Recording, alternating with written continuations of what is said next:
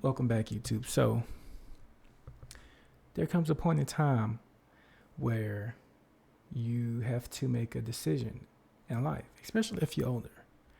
I don't know about you guys, but I'm pushing 32, maybe 2022. I'm pushing 32 at this point. Um, 6 more. Actually, I have 6 more months, and I'll be 32. So, as you get past, if as you get into your 30s, they you can forget about the 20s. You thought the 20s went by fast. Wait till you get in your 30s. And what we don't realize is that a lot of people fall into this trap of time. A lot of people think that time is infinite into adulthood, and really, in all honesty, it's not. I don't want to sit here and tell you that we have time on our hands in our 30s and 40s, because we have what we call, just like in professional sports, you have your prime. This is your prime time to start generating these ideas and creating. Sorry about that, guys. But we have this time where we're thinking about we're thinking about what we're gonna be, what we're gonna do for the rest of our lives. And if you're a millennial or later Gen Z or even earlier, or if you're part of the millennials, Generation Y, Generation Z, then you're pretty much out there and you're lost, because we have this conundrum where they say, don't go to school, don't go to college, don't spend your money on college, go get a trade, go do this, go do that. It costs less money to go get a trade. And it's on and on. Invest, don't invest. Buy property, don't buy property. Buy a home, don't buy a home. And we're coming back, we're bouncing back these ideas, we're hearing all this information, because remember, guys, we're in the information age.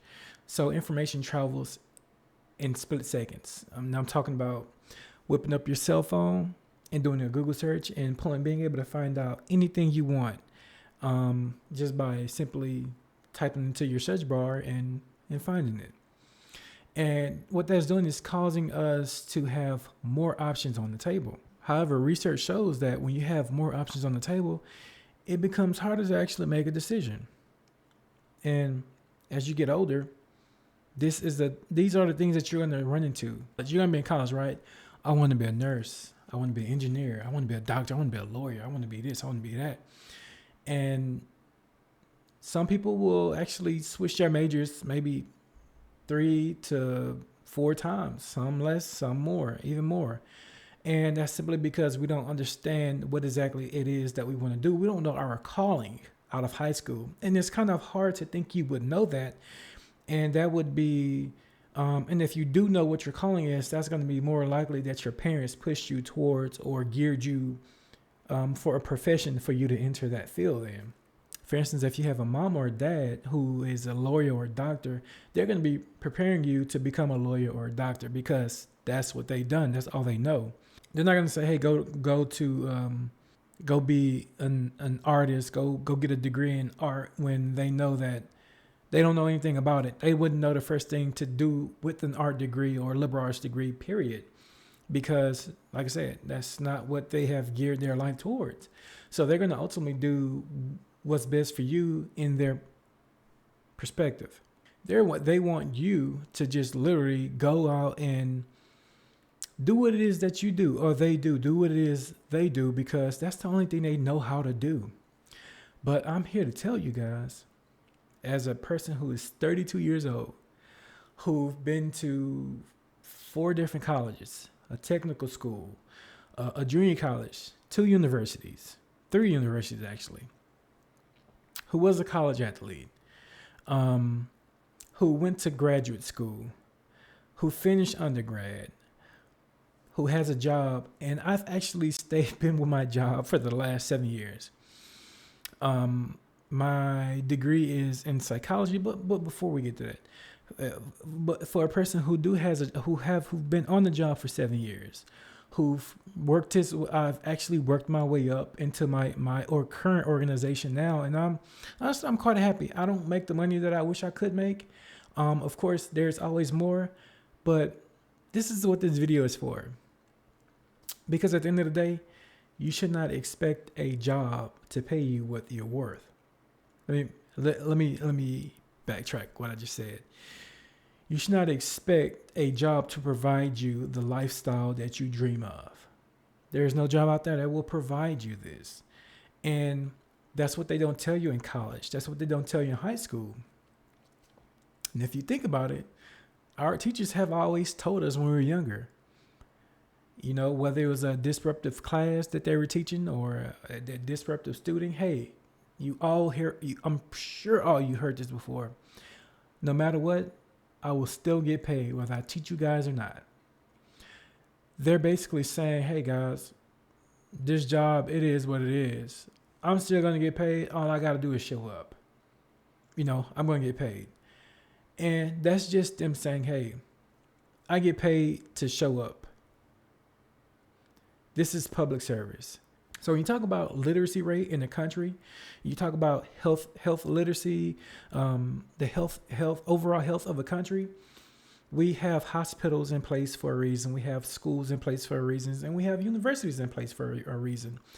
This is because these public service jobs needs to be fulfilled, because that's what keeps society running, whether it's from a police officer to an ambulance driver, to a nurse in the hospital, a doctor, and a surgeon treating a wounded victim or somebody who done something absolutely dumb, or, you know, was just being overly ambitious and was hurting that. Now they need surgery.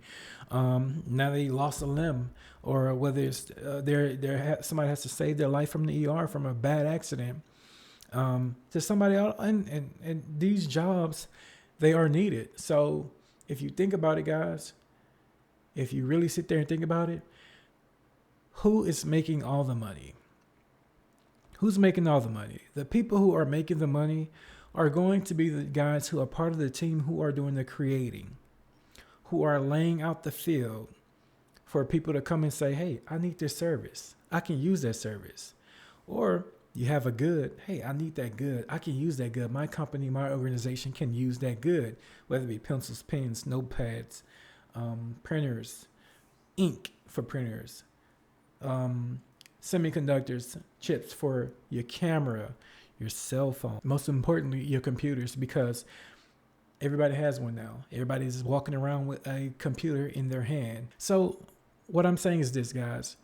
As you are continuing through your process of college and you're trying to further your education, or you're in trade school and you want to go out and you want to become the electrician, or you want to be the plumber, or you want to be the cabler, you have to realize that no matter where you go, no matter what job you get, you should not expect that job to pay for your lifestyle. Let me reverse that. You should not expect that job to provide you with your dream reality, because what it will do is a job will give you that lifestyle that you want. You want to drive the BMW, you want the nice house, you want the nice fancy cars. That's what a job will give you.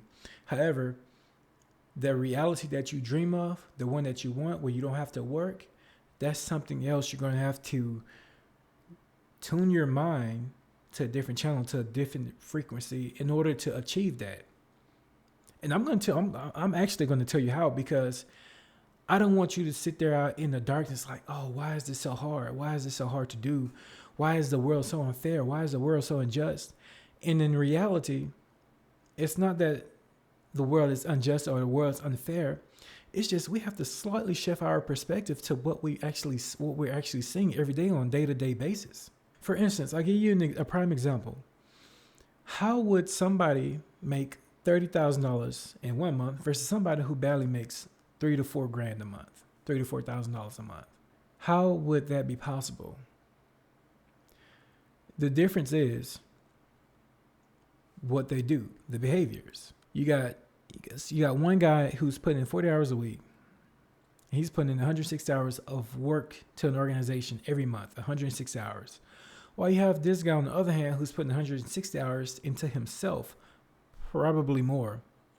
I would say more. I'll probably say a lot more. He's probably doing more like 300 to himself a month.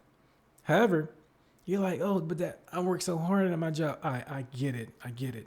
And I'm gonna explain something so important to you. Actually, this is really important. I get that you think working hard at your job, at your 9 to 5, you deserve more. I get that. It takes a different type of person, a different type of work ethic to make $30,000 a month. Because one, that person has to believe in what they are doing. When you show up at a job, they tell you what they want you to do.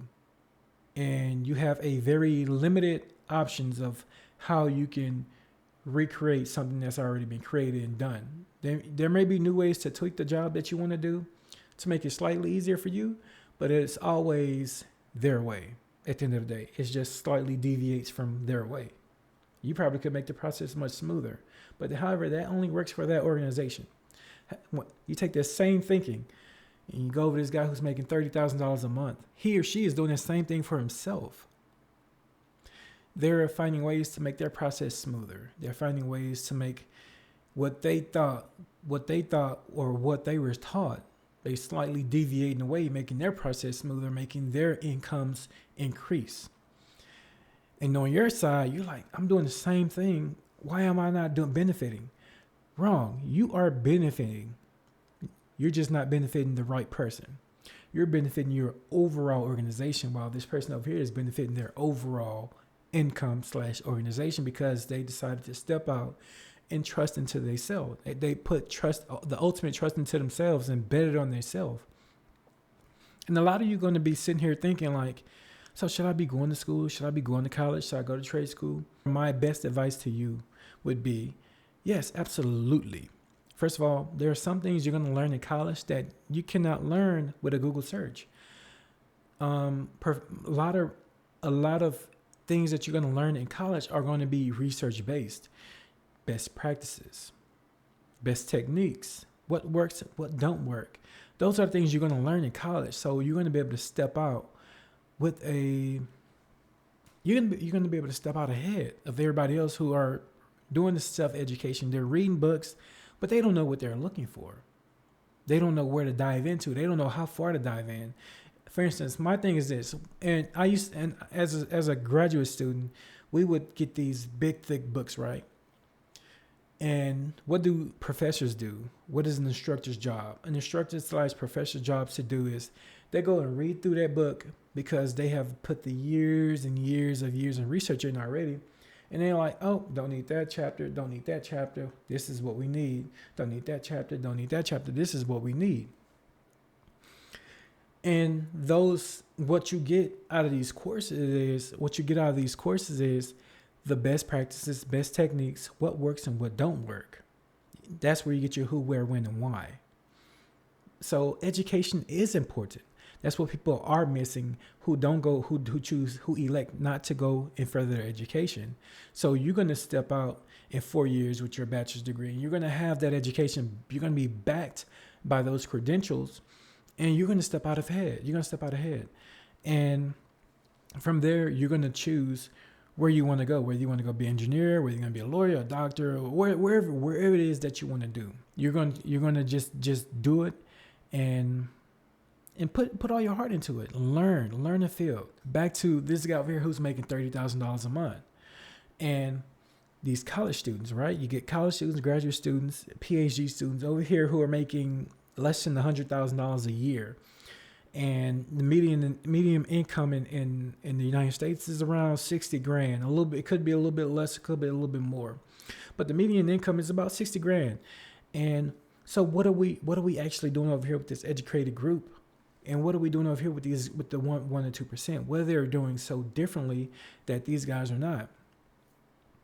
These guys over here, you got your guys who are under. These are your brains. All these educated guys over here, these are your brains who they simply don't believe that they're able to step out and do their own thing and make more money. However, those who do, that 1 or 2%, they start to filter in over here. They filter into this group, and they actually bet on themselves because they've learned the business and they've saw something. So they observe those KPIs, the key performance indicators, and they take that strategy, they take their business strategy, they take that same business strategy that this multi-billion companies were using, and they follow the same thing. However, they take those KPIs that they found that were that this company was not using, they tune them and start incorporating them to their business plan. Now they up and running, and they have the $1 million company. Now they have the $1 billion company. So think about this, guys. Jeff Bezos left a Fortune 500 company in the late 1990s to start Amazon, and the reason why this guy stepped out at a high ranked position was this: he saw a research that suggested that internet use was growing by 2,000% every year, and you gotta wonder. And this is a late video, and you gotta wonder. This guy saw this occurring in the late 1990s. This is stuff that you don't get with self-education. It's hard to, because the research coming from this group of people who are educated and they are bringing this through, that's coming through his desk. So that went through Jeff Bezos' desk, and he happened to read it. He stepped out and started Amazon. So yes, go get your education, because learning how to research and learning how to know where and when and how and why to look for something that you want is very important. A lot of self-education is bias-based. So you're going to want to look for research in biased places. And you're going to miss a lot of key important indicators that's going to guide you to having and running a successful business. So yes, I am purely with education. Go get your education. Go get your degree, because you're going to learn a lot of research-based, factual techniques to use in your life. Time. How much time do you actually have? If you're currently in college, and you're working towards your bachelor's degree, finish it, get it over with. Lock in and finish it, because at the end of the day, once you finish that degree, you have to get your work experience. Once you learn your work experience, maybe 1 to 2 years, if you want to step out, exhale, be objective, and look at your surroundings. Where is the world going? What are the needs of society? What can be fulfilled? We all know that e-commerce has been growing every year and continues to grow. E-commerce is growing. So why would you start a business that doesn't involve e-commerce? You got to think about that. So any type of business plan that you decide to start is going to have to involve e-commerce. That should be number 1 on your list of things to do with your business. I don't care what you're selling, soil, all the way to flowers, to freaking plastic cups. E-commerce needs to be in your business plan. That's where majority of the cash is flowing, is through e-commerce. The blockchain technology, people don't understand this. And my suggestion is to start learning it, start investing into the blockchain technology, because that is so important for everybody to learn and know how to use, because it's kind of like Google. When Google first popped up, everybody's like, oh, so what? You're going to be able to learn how to Google things, or you're going to be able to type something in and it just pops up on your phone. Nobody really understood what that meant. I think we do. We all get the picture now. So my thing is to this: go to college, finish your degree, get your 1 to 2 years of experience, evaluate, look at the world. What is the world leaning to? Where is the world going? What does the world need? E-commerce. That needs to be in your business plan.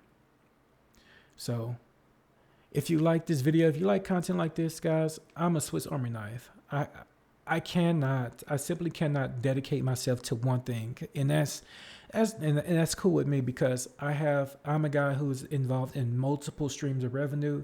I'm involved in multiple things as far as how I make money, whether it's Fiverr, my Fiverr account, written vehicles on Turo, start my own publishing company, being an author.